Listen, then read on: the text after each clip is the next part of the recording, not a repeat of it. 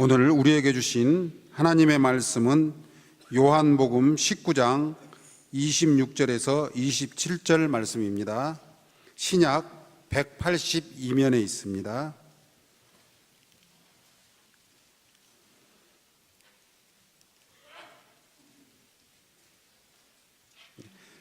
찾으신 줄 알고 봉독해 드리겠습니다. 예수께서 그 모친과 사랑하시는 제자 곁에 섰는 것을 보시고 그 모친께 말씀하시되 여자여 보소서 아들이니이다 하시고 또 제자들에게 이르시되 보라 내 어머니라 하신대 그때부터 그 제자가 자기 집에 모시니라. 아멘. 할렐루야. 이렇게 만나 뵙게 돼서 너무 주 안에서 감사하고 또 하나님께 영광을 돌립니다. 지난 2009년도 4월 13일에는 미국에 있어서 좀 조그맣지만 아주 의미 있는 그런 승리를 겪었던 날입니다. 바로 그 소말리아 해적에게 납치되었던 필립스 선장을 미국 특수부대인 네이비실 팀이 구해온 날입니다. 필립스 선장은 그 머스크 엘라버머호에 이제 구호물자를 싣고 소말리아와 우간다 지역을 지원하기 위해서 이제 소말리아 해역을 가고 있었습니다. 그러나 해적들이 와서 배를 납치했고 선원들을 모두 인질로 잡으려 했었습니다. 그러나 이 필립스 선장은 이 선원 20명을 대신해서 홀로 인질이 되겠다고 자처하고 혼자 포로가 되었지만 이를 안 오바마 대통령이 특명을 내려서 많은 해군 군함을 보내고 또 특수부대를 보내서 이 한 명을 구해냈습니다. 이와 유사한 일이 한국에서도 있었습니다. 히말라야 14자 정복을 도전하던 산악인 고미영 씨가 난가파르밧을 오르고 나서 하산한 후에 하산하는 길에 실족하여서 그만 이제 사망하는 사건이 있었습니다. 그런데 이곳이 공교롭게도 구조 헬기가 갈 수 있는 곳이 아니었기 때문에 시신을 수습하려면 아주 전문적인 산악인들만 갈 수 있는 그런 아주 위험한 곳이었습니다. 그런데 전 세계에서 한 번도 유례가 없던 이 일을 한국 산악인들이 하는데 시신 수습을 위해서 구조대를 파견합니다. 살아있는 사람도 아니고 이미 고인이 된 그 한 사람의 육체를 위해서 많은 사람들이 그 어려운 곳에 가서 그 사람을 구해오려고 합니다. 그래서 이 한 영혼을 위해서 극한 어려움도 마다하지 않았습니다. 그렇다면 사람의 가치는 얼마나 될까요? 이 사람의 몸을 원소로 계산하면 한 1,500원 정도 나온답니다. 그리고 그 성분을 가지고 제품을 만들면 한 2만 원 정도가 된다고 합니다. 미국 잡지 와이어드에서 인간의 몸을 이 필요한 부분을 상품화했을 때 과연 얼마가 될까? DNA는 1g당 130만 달러가 된다고 합니다. 그리고 골수 조직은 1g당 2만 3천 달러고요.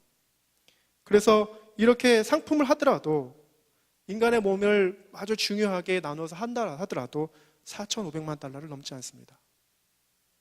그렇다면 육신의 가치가 그런데 영혼의 가치는 얼마나 될까?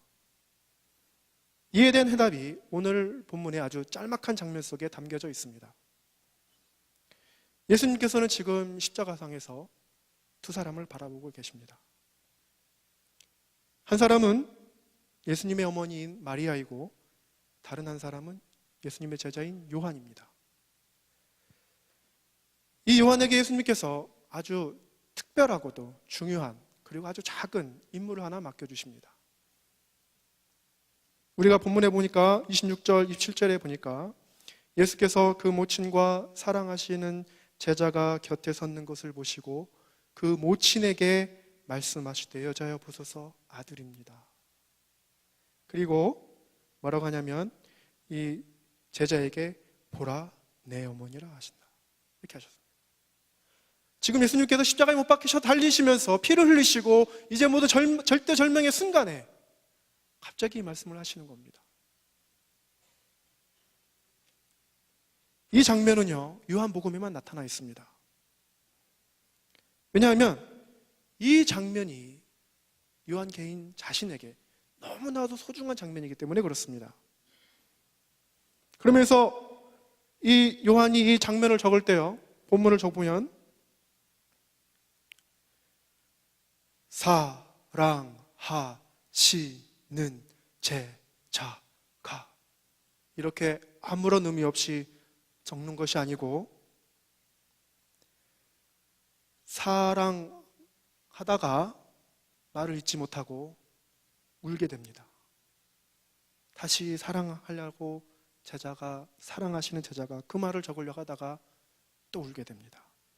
이것은 마치 유대인 이 서기관들이 하나님의 구약 성서를 적어 나갈 때 여호와라는 말이 나타나면 그 말이 너무나도 거룩해서 펜을 놓고 나가서 목욕을 재개하고 다시 나와서 여호와라고 쓰고, 다시 또 여호와가 나오면 그 말이 너무 거룩해서 다시 나가서 목욕을 재개하고 여호와라고 썼던 것 같이, 요한이 사랑하시는 제자라는 말을 쓸 때에 감히 내가 사랑받을 수 없는 존재인데 사랑하셨다는 그 자체가 너무나도 감격스러워서 울을 수밖에 없는 그 상황인 겁니다.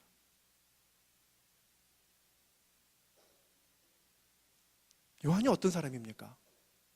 여러분 기억하십니까? 요한은 철저하게 세속적인 사람입니다.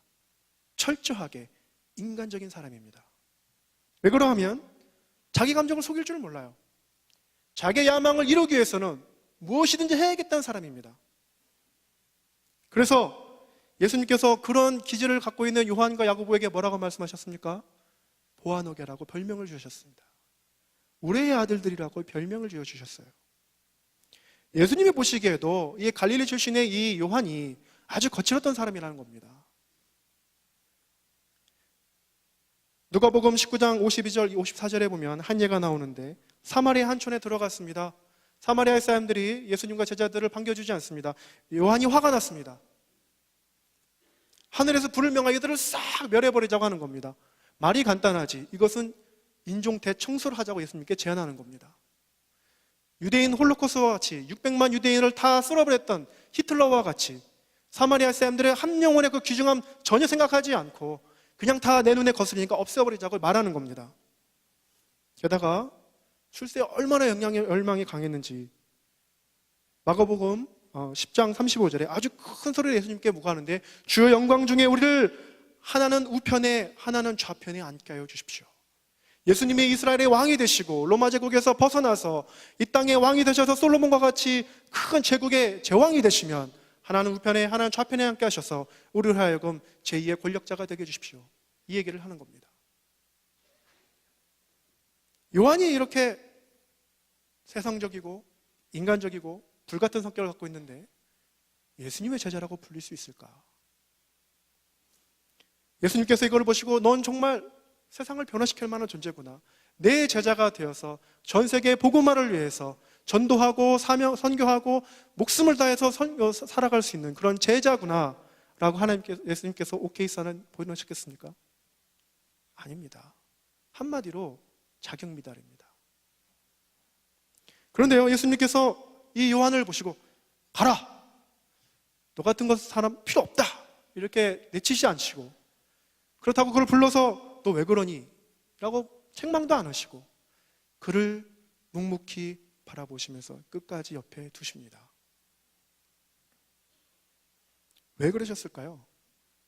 3년 동안 요한을 데리고 다니면서 단점이라면 단점, 모자란 부분이라면 모자란 점, 자격 미달이라는 모든 것들을 다 보셨음에도 불구하고 한 번도 요한에게 돌아가라고 말씀하시지 않으시고 끝까지 붙잡고 계십니다. 그 이유는 예수님께서 지금은 모자란 이 영혼, 지금은 자격이 미달되는 이 영혼, 지금은 너무나도 세상적인 이 영혼, 지금은 너무나도 세상의 성공을 바라는 이 영혼이 예수님을 만나고 십자가를 목격하고 성령을 받으면 변하여서 어떠한 일을 할지에 대한 비전이 확실했기 때문에 그렇습니다. 그 이유 때문에 예수님께서는 요한과 3년 동안 동행하셨던 겁니다. 존경하는 바울교회 공동체 여러분, 전도에는 이런 마음가짐이 필요합니다. 내가 전도하는 이 영혼을 통해서 하나님께서 행하실 놀라운 일들을 바라보지 않으면 그 영혼 한번 교회에 데려오는 것으로 만족할 수도 있습니다.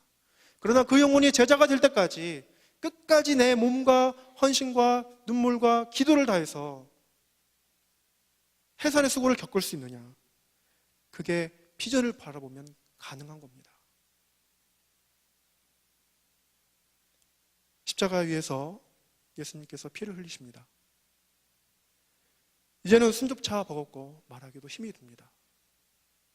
그런 상황에서 요한에게 어머니를 부탁합니다. 예수님께서 마리아를 보면서 요한을 부탁합니다.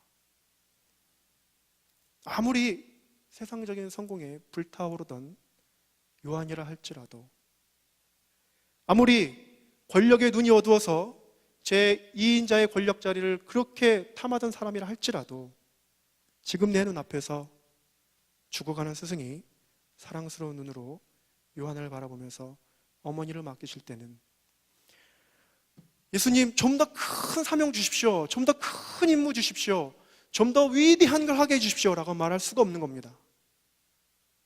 나에게 수천 명, 수만 명, 수십만 명을 맡겨주십시오 말할 수 없는 겁니다. 한 영혼 맡겨주시는 건데, 그것에 대해서 피 흘리시는 예수 그리스도의 십자가를 목격하면서 반항할 수 없는 겁니다. 연탄치 함부로 차지 마라, 너는 한 번이라도 남에게 따뜻한 사람이었느냐 라는 안도현님의 시처럼, 예수님께서는요, 자신의 모든 것을 다 태우고 불사르고 물과 피를 다 쏟으시면서 요한 한 사람 제자를 만들기 위해서 지금 말씀하시는 겁니다. 갈라디아서 4장 19절에 해산하는 수고, 바울이 말합니다. 왜 그거 얘기하는지 살펴봐야 됩니다. 예수님께서 하신 것처럼 내가 정말 피와 물을 다 쏟기까지 내게 맡겨주신 영혼 사랑하고 있는지, 동행하고 있는지, 기도하고 있는지 살펴봐야 합니다. 오늘 본문 요한복음 19장 26절에 이 짧은 장면에서 요한은 굉장한 임팩트를 받습니다. 자신의 바랬던 모든 이 거대해진 자아가 다 무너져 내리는 경험을 하게 됩니다. 그리고 예수님 말씀대로 예수님의 모친을 데리고 자기 집에 모십니다. 그것은 하루, 이틀, 사흘이면 쉬울 수 있습니다. 1개월, 2개월, 3개월 쉬울 수 있습니다. 어쩌면 1년, 2년 쉬울 수 있습니다. 그러나 끝까지 가는 거 쉽지 않습니다. 사도행전을 보면 주변에 같은 제자들이 사도로 칭함을 받으면서 위대한 사역들을 하기 시작합니다. 한 예로 베드로가 예수 그리스도에 대해 설교하면서 3,000명의 성도들이 회개하면서 교회에 이제 들어오게 됩니다.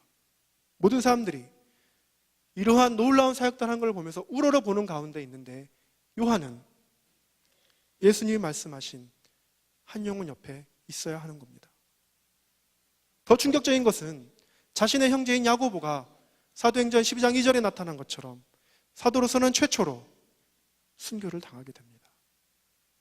내 형제가 피를 흘리고 죽어가는 순교하는 그 상황에서 자리를 박차고 나가면서 나도 예수님에서 순교할 테니까 나도 죽여달라, 나도 함께 피를 흘리고 나도 함께 박해를 받겠노라, 나가고 싶어 합니다. 그러나 그럴 수 없습니다.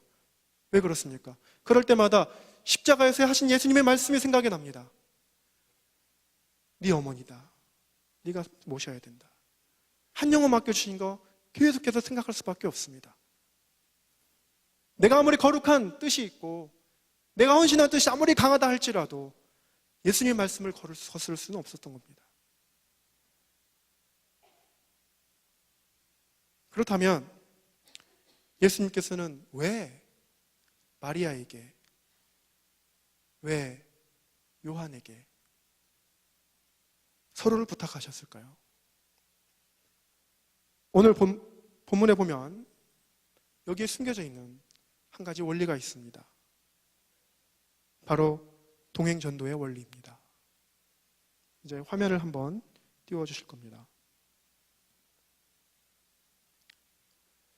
이 동행전도 원리는, 전도라는 것이 단순히 우리가 교회의 주보에다가 짤막한 축소된 기독교의 교리를 넣어서 전도해서 교회에 오는 것이 아니고, 바울이 말한 것과 같이, 그리고 마리아가 요한에게 했던 것과 같이, 요한이 마리아와 동행했던 것 같이, 예수님이 12제자와 동행했던 것 같이 끝까지 제자가 될 때까지 함께하는 것을 말합니다. 예수님께서는요, 먼저 마리아에게 부탁을 하십니다. 순서가 있습니다. 보라, 아들이라고 말씀을 하십니다. 순서가 있습니다. 왜 먼저 마리아에게 부탁하시냐면, 마리아는 어머니입니다. 단순히 예수님의 어머니가 아니라 성령으로 잉태하여, 동정녀 마리아임에도 불구하고 성령으로 잉태하여 예수님을 낳으신 어머니입니다. 영적으로 교육할 수 있는 충분한 성숙한 그리스도인이었다는 의미입니다. 그리고 마리아는 이 예수님에게 말씀하신 것을 응답하고 순종합니다. 그리고 요한과 함께 있기로 합니다. 요한은 예수님과 함께 있으면서 또 마리아와 함께 있으면서 누구를 바라보게 돼요? 예수님께서도 요한에게 먼저 말씀을 하시죠. 어머니라고 말씀을 하십니다. 그리고 뭘 하기를 원하냐면 마리아와 함께 동행하기를 원하십니다. 그 중심에는 사랑이 있는 겁니다. 다시 한번 말씀드리면 예수님께서는 십자가 안에서 그 절대절명의 순간에 이 관계도를 성립하라고 말씀해 주시는 겁니다.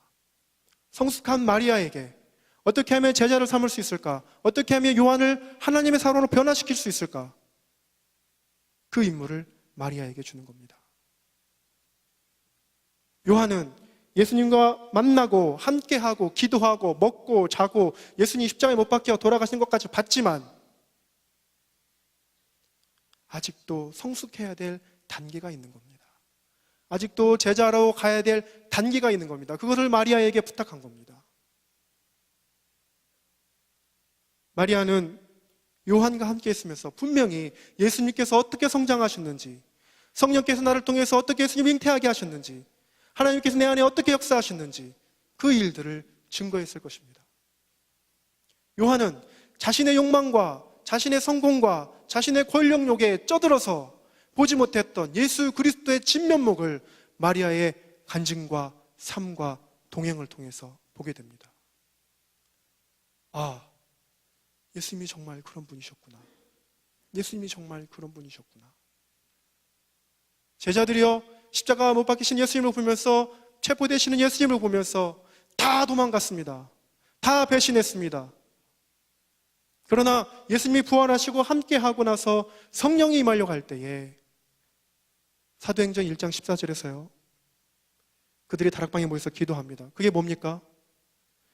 이제 예수님이 내 눈에 보이지 않지만, 나와 지금 육신적으로 함께하진 않지만 성령을 받아서 주님과 동행하겠습니다. 내 삶에서 모든 것을 다 내려놓고 예수님이 원하시는 삶을 살아가겠습니다. 저와 함께 동행하여 주십시오. 그것을 위해서 열심히 기도하는 아주 굉장한 클라이막스인 겁니다. 그래서 모든 것을 다 내놓고 열심히 기도할 때 성령께서 임하시는 겁니다. 이것이 바로 동행전도 원리입니다. 동행전도란 전도자와 전도 대상자가 함께하는 것을 말합니다. 예수님께서 이 마리아와 요한에게 서로를 부탁하셨던 것처럼 저 마리아 자리에 바로 전도자가 들어가는 겁니다. 전도자가 누굽니까? 전도자가 누굽니까? 목사님이 나가서 전도하라고 하니까 전도지 돌리고, 목사님이 나가서 전도하라고 하니까 우리 교회 한번 와주십시오 라고 말하는 분이 전도자입니까? 그것도 맞습니다. 그러나 오늘날 우리가 성경에서 말하고 있는 진정한 전도자는 한 명의 제자를 키우기 위해서 예수님처럼 자신의 삶을 온전히 다 드리는 것을 말하는 겁니다. 그런데 내 힘과 지혜와 능력으로 할 수 있습니까? 내가 아는 지식과 아는 습관과 신앙의 경력으로 할 수 있습니까? 만일 마리아와 같이, 요한과 같이 예수님과 저렇게 동행하지 않는다면, 연결되어 있지 않는다면, 하루하루 빠지지 않고 기도하지 않고 말씀 보지 않고 하나님과 함께 교제하지 않는다면 내가 전도할 수 있습니까? 내가 제자를 만들 수 있습니까? 안 되는 겁니다.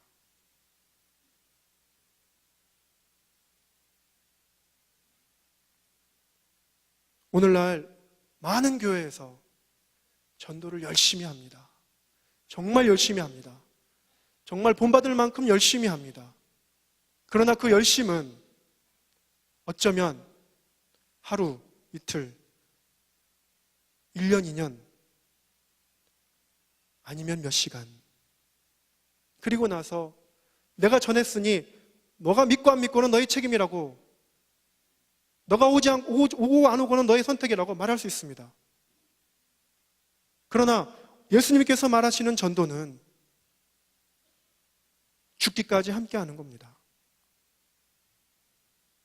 그 사람이 예수님 믿을 때까지 함께 하는 겁니다. 그래서 이렇게 동행전도를 하지 않음으로 인해서 많은 기독교 아니신 분들이, 또 기독교를 비판하시는 분들이 우리의 진정한 뜻은 모르고 예수께서 우리를 위해서 죽으시고 헌신하셔서 우리를 생명을 구하시기까지 모든 걸 다 쏟으신 것을 위해서 우리가 동일하게 하려고 하는 이 뜻을 알지 못하고 마치 다른 기업의 홍보물을 전하는 것처럼 그렇게 여기는 겁니다. 오늘날 전도사역에서 동행전도 원리를 강조하지 않아서 많은 이들이 교회에 왔다가 떠나가게 됩니다. 2000년도 초반에 왕성교회에서 태신자 전도운동을 했습니다. 2만 명이 모이는 교회고 그 왕성교회를 통해서 많은 태신자 전도운동이 한국 교회로 퍼져나갔습니다. 태신자 전도 세미나와 클리닉에서 이제 세미나를 하기 위해서 목사님들이 모이시고 평신도 지도자들이 모여서 세미나를 듣고 갑니다. 그리고 개교회에서 태신자 전도운동을 하기 위해서 클리닉을 합니다. 어떻게 하면 좋을까? 방법론적인 거, 실천론적인 거 얘기합니다. 그런데 어느 세미나를 가든 어느 클리닉을 가든 어느 전도 모임에 가든, 그리고 그렇지 않아도 모든 교회의 핵심의 근본적인 고민은 어떻게 하면 정착시킬 거냐입니다. 교인들은 매주 새로운 교회, 나에게 말씀을 주는 교회, 나에게 맞는 목자를 찾아서 개 교회를 방문하지만 정착률은 그렇게 높지 않다는 것을 우리는 알고 있습니다. 왜 그렇습니까? 웨슬레는요, 그렇게 신앙이 좋은 가정에서 태어났음에도 불구하고, 자기가 구원받았다고 확신했음에도 불구하고 미국으로 배를 타고 선교하러 갈 때에 폭풍이 몰려왔을 때, 죽음을 직면했을 때 떨고 자기가 정말 죽으면 구원받을까 이렇게 고민하는 자신을 보고 충격을 받았습니다. 그 이후로 피터 벨러를 만나서 함께 동행하면서 서로에 대해서 고민하면서 서로에 대해서 구원과 성화와 성결에 대해서 깊은 대화를 나누고 동행하는 가운데 진정한 제자가 되는 겁니다. 그 위에 웨슬레의 사역은 오늘날 우리 성결교회에 깊이 그 신학이 박혀 있습니다. 오늘날 전도사역에서 동행정도를 하지 못해서 우리 교회에 오는 모든 사람들이 마치 종교인 것 같다는 생각이 드는 겁니다. 세상 사람들이 비판합니다. 왜 변하지 않느냐? 알고 보니까 교회 다니는 사람이더라. 알고 보니까 목사더라. 알고 보니까 직분자더라. 세상은 그런 뉴스들을 막 인터넷에 올립니다. 비판하기 좋아합니다. 욕하면서 댓글을 달기 원합니다.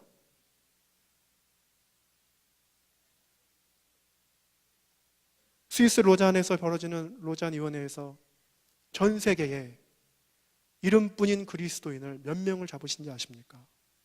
7억입니다. 우리나라 기독교인이 1000만이라고 한다면 간절히 소원하기는 그 7억 가운데 끼지 않기를 원합니다.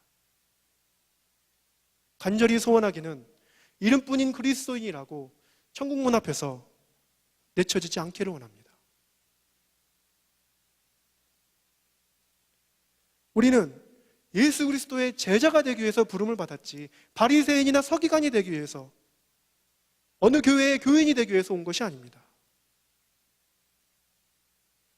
죽어가는 저 영혼을 위해서, 예수 그리스도를 믿지 않는 저 영혼을 위해서 내 영혼을 다 쏟고 내 피와 눈물을 다 쏟고 저 영혼이 구원받을 때까지, 제자 될 때까지 끝까지 기도하고 함께 동행하려는 사람이 바로 제자이고 동행전도자입니다. 동행전도는요 굉장히 간단합니다. 하나님께서는 여러분에게 반드시 한 영혼씩 붙여주실 겁니다. 내 눈에 저 사람 기도해야 되는데, 저 사람 구원받아야 하는데, 우리 교회 가서 함께 해야 되는데, 그런 사람이 있을 겁니다. 함께 하시길 원합니다. 함께 하시길 원합니다. 육신적으로 있을 때 함께 같이 기도하자고 하고, 예배하자고 하고, 우리 구역 모임에 가서 함께 가서 참여하자고 얘기하고, 그것에 대해서 거부하면 나와 함께 있을 때 무슨 기도 제목 없냐고, 내가 기도해 주겠다고, 우리 함께 가자고, 함께 가서 천국 가고, 함께 해서 우리 제자 되자고 교제하는 겁니다. 전도한 사람이, 교회에 모시고 온 사람이 새벽기도에 나가면 그 사람도 같이 함께 새벽기도에 데리고 나오는 겁니다. 수요예배에 나가면 함께 수요예배에 데리고 나오는 겁니다. 금요예배에 나가면 함께 금요예배에 나오는 겁니다. 정말 고민이 있을 때에는 전도사님, 목사님을 찾아가서 함께 고민하고 동행하자고 얘기하는 겁니다. 교회 공동체에 적응하지 못하고 물과 기름처럼 방황하는 그 영혼을 붙잡고, 마리아가 요한과 예수님 사이에서 해주신 것처럼 하나님 앞에서 끈끈한 접착체 역할을 해주는 겁니다. 예수님과 연결될 수 있도록, 예수님을 만날 수 있도록 마리아와 요한 사이가 끊어지지 않는 것 같이 단단하게 그 연결의 끈을 놓지 않는 것을 말합니다. 육신적으로 함께할 수 없을 때 있습니다. 우리들은 얼마든지 연락하고 얼마든지 상대방에 대해서 관심을 가져주고 어떻게 사냐고 물어볼 수 있습니다. 보이지 않으면 관계가 끝나는 것이 아닙니다. 어딘가로 떠나면 끝나는 것이 아닙니다. 하나님의 천국 백성으로서 우리가 믿음의 경주를 다 할 때까지 동행을 멈출 수는 없습니다. 멈추지 말아야 됩니다. 많은 이들이 인생의 전쟁터에서 고독해야 합니다. 외로워합니다. 자신의 정체성을 찾고 싶어 합니다. 그래서 교회 공동체에 기대해 보려고 합니다. 교회 공동체가 이 한 영혼을 따스하게 맞아주고 관심 가져준다면, 그리고 그 진심이 느껴진다면 예수님이 알고 싶어집니다. 내가 그렇게 당신한테 거부하고, 내가 당신한테 그렇게 못되게 구름에도 불구하고 왜 당신은 나를 사랑하십니까? 그럼 우리의 해답은 너무나도 자명하고 간단합니다. 예수님 때문에 그렇습니다. 예수님 때문에 그렇습니다. 예수님이 나에게 하셨기 때문에 나도 당신한테 그렇게 하는 겁니다. 동행 전도자의 자격은 다른 것이 아닙니다. 성령님과 지속적으로 동행하는 것이 중요한 겁니다. 목사님께서 강단에서 기도하라고 말씀하십니다. 목사님께서 강단에서 말씀 보라고 얘기하시는 겁니다. 그 핵심은 간단하게 말하면 성령님과 동행하라고 얘기하는 겁니다. 그 연결의 끈을 놓지 말라고 하는 겁니다. 그 연결의 끈을 놓는 순간에 사단의 운우사자와 같이 와서 삼켜버린다고 말하는 겁니다. 그 연결이 견고하면 견고해질 수 있도록 우리는 강한 용사가 되는 것입니다. 사랑하는, 그리고 존경하는 바울 공동체 성도 여러분, 동행 전도자의 임무는 전도 대상자와 정말 단순하게 함께 해주는 겁니다. 함께하는 것이 바로 원리입니다. 그래서 오늘 지금 뒷면에 보시는 것처럼 밑변에 있는 EF 관계가 견고해야 된다는 겁니다. 그러기 위해서는 AB의 관계가 견고해야 된다는 겁니다. 이 동행 전도자의 목적은 바로 CD와 같이 예수 그리스도를 끊임없이 바라보도록, 성령님을 끊임없이 바라보도록 격려하고 충고하는 겁니다. 교회는 이런 동행 전도자를 반드시 훈련해서 동행 전도를 실천해야 합니다. 오늘 특별히 교직원 헌신 예배입니다. 교직원, 바울 공동체에서 교직원은 이 동행 전도자의 최일선에 서 있습니다. 정말 성도님들 한 분 한 분 한 분을 붙잡고 어떻게 하면 저분이 제자가 될 수 있을까 너무나도 잘 알고 계십니다. 또한 구역장과 구역 강사님들, 그리고 모든 성도님들이 다 동행 전도자이십니다. 내가 만나는 사람, 내가 전도해야 될 사람, 내가 기도해야 될 사람, 하나님이 다 알려주셨습니다. 중요한 건 내가 그 사람과 함께 동행할 거냐 말 거냐입니다. 내가 흔들리고 내 믿음이 흔들리고 그럴까 말까 할 때에 뭘 바라봐야 됩니까? 십자가를 바라봐야 됩니다. 요한이 마리아를 맡겨주신 한 영혼 떠나고 싶을 때 얼마든지 떠날 수 있었습니다. 그러나 떠나지 않습니다. 왜 그렇습니까? 십자가에서 말씀하신 예수님의 말씀, 그 모습 잊어버릴 수 없습니다. 머릿속에서 떠나가지가 않습니다. 그거 기억하고 매일매일 순간순간 십자가를 목격하시는 바울교회 공동체 성도님이 되신다면 반드시 동행전도에 큰 열매 맺으실 줄 믿습니다. 기도하겠습니다.